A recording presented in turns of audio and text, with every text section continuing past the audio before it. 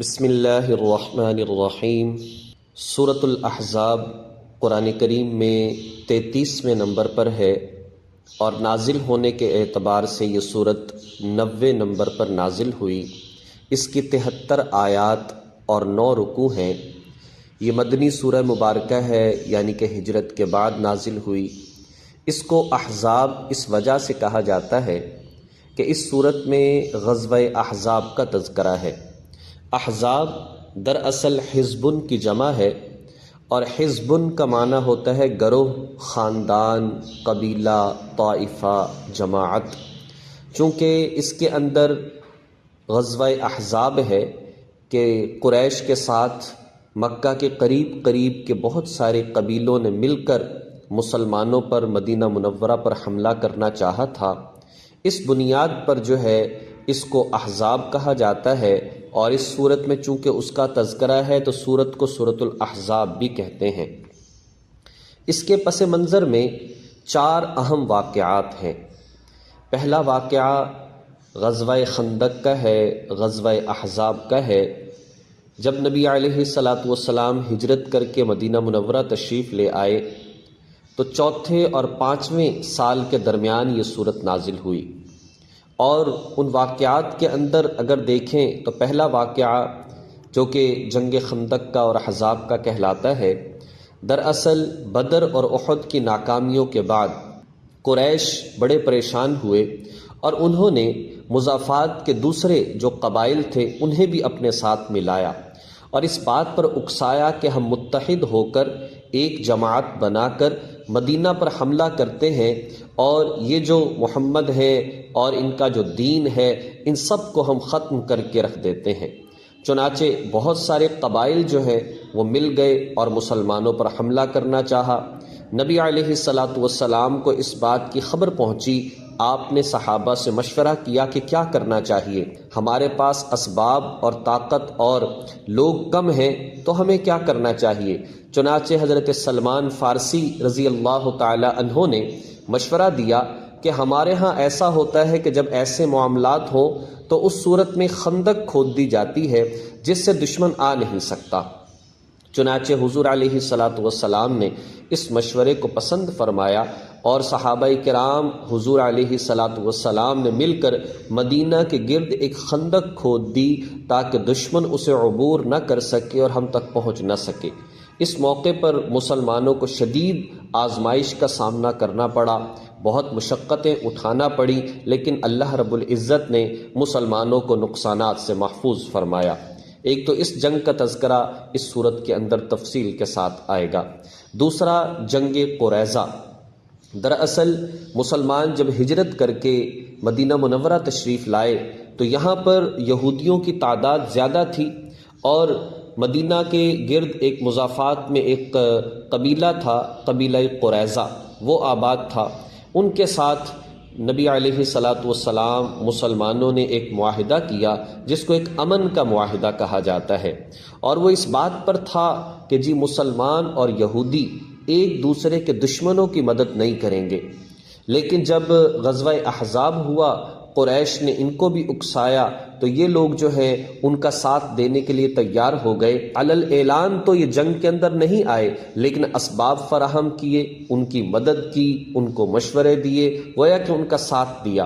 تو اللہ رب العزت نے جیسے ہی جنگ احزاب سے مسلمان جو ہے فارغ ہوئے تو اللہ نے فرمایا کہ فوراً بغیر کسی رکاوٹ اور بغیر سانس لیے اور بغیر اپنے گھروں کو لوٹے ان کے اوپر حملہ کیا جائے اور ان کا قلعہ قمع کیا جائے۔ چنانچہ مسلمان فوراً قبیلہ قریظہ پر حملے کے لیے نکلے۔ اس موقع پر جو ہے ان آستین کے سانپوں کو انجام تک پہنچایا گیا، بہت سارے لوگوں کو قتل کیا گیا اور بہت سارے لوگوں کو گرفتار کر دیا گیا۔ یہ بھی ظاہری بات ہے، ایک بڑا اہم ایک واقعہ تھا کہ اگر معاہدے کی خلاف ورزی ہو تو یہ مت سمجھو مسلمان بڑے کمزور ہیں۔ تیسرا جو واقعہ اس کے اندر ایک رسم بد کا خاتمہ کیا گیا۔ جو عرب کے لوگ تھے یہ منہ بولے بیٹے کو، یعنی جو سگا اور حقیقی بیٹا نہ ہوتا، منہ بولا بیٹا اس کو سگے بیٹے کا درجہ دیتے، حتیٰ کہ وراثت کے اندر اس کو شریک بھی کرتے، اور اگر اس کی بیوی یعنی جو مطلقہ ہوتی تو اس کا جو منہ بولا باپ ہوا کرتا تھا اس کے لیے حرام اور ناجائز سمجھا کرتے تھے کہ وہ نکاح کر لے، گویا کہ وہ کہتے کہ یہ تو اس کی سگی ایک بہو بنتی ہے، یہ کیسے نکاح کر سکتے ہیں، جبکہ اللہ کے ذات نے تو اس کو حلال قرار دیا ہے۔ ضروری نہیں ہے کہ کوئی ایسا ہی کرے، لیکن ظاہری بات ہے کہ یہ عقیدہ رکھنا بڑا ضروری ہے کہ کیا چیز اللہ نے حلال قرار دی ہے اور کیا چیز اللہ نے حرام قرار دی ہے۔ اب چونکہ نبی علیہ السلام نے ایک زید ابن حارثہ غلام ان کو اپنا بیٹا بنایا تھا، اور پھر بعد میں آپ نے اپنی ہی کزن پھپھی زاد بہن زینب بنت جحش کا نکاح ان کے ساتھ کروایا، لیکن ان کی آپس میں نہیں بنی اور طلاق واقع ہو گئی۔ اللہ کی ذات نے حکم دیا کہ آپ ان کے ساتھ نکاح کر لیں۔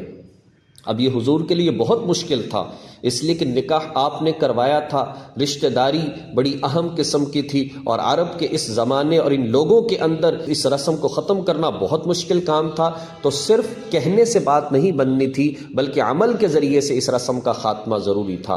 اس لیے حضور علیہ السلام چاہے دل نہ بھی چاہتا ہو لیکن اللہ رب العزت کے حکم کے سامنے اپنے سر کو جھکا دیا اور نکاح ان کے ساتھ فرما لیا۔ لوگوں نے بہت پروپیگنڈے کیے، بہت اعتراضات کیے، لیکن حضور علیہ السلام نے اللہ کے حکم کو سمجھتے ہوئے اس کام کو کیا، اور اسی نکاح کے ولیمے پہ پھر احکام جو پردے کے احکامات ہیں وہ بھی نازل ہوئے، جن کی تفصیلات اس سورہ مبارکہ کے اندر آئیں گی جو کہ اس کا حصہ ہیں۔ چوتھا جو واقعہ ہے وہ ازواج مطہرات کے حوالے سے ہے کہ ازواج مطہرات نے ہر سرد گرم حالات کے اندر حضور علیہ السلام کا پورا ساتھ دیا، لیکن جب فتوحات ہوئیں اس وقت انہوں نے ایک مطالبہ کیا، جی ہمارے خرچے کے اندر کچھ اضافہ کر دیا جائے، اور یہ کوئی ناجائز مطالبہ نہیں تھا، لیکن اتنی بلند مقام ہستیاں، یہ بلند مقام خواتین، ان کی شایان شان یہ بات نہیں تھی، اس لیے فرمایا گیا اگر تو دنیا چاہتی ہو تو علیحدگی اختیار کر لو، ورنہ اگر پیغمبر اعظم صلی اللہ علیہ وسلم کے مشن کے ساتھی ہو اور آخرت کے طلبگار ہو تو پھر تمہیں یہ زیب نہیں دیتا کہ اس طرح کے مطالبات کرو۔ چنانچہ انہوں نے فوراً اپنے مطالبے کو واپس لے لیا کہ ہم ہر حال میں آپ کے ساتھ رہنا چاہتی ہیں، آپ کی زوجیت کو نہیں چھوڑنا چاہتی، کل قیامت کے دن آپ کی نسبت کے ساتھ اٹھنا چاہتی ہیں۔ تو اس میں ازواج مطہرات کی عظمت اور شان کو بیان کیا گیا اور فرما دیا گیا جیسے نبی علیہ السلام تمام لوگوں کے لیے ایک رشد و ہدایت کا ذریعہ ہے، ایک عملی طور پر نمونہ ہے، اس طرح سے ازواج مطہرات صحابیات خواتین کے لیے ایک عملی نمونہ ہے۔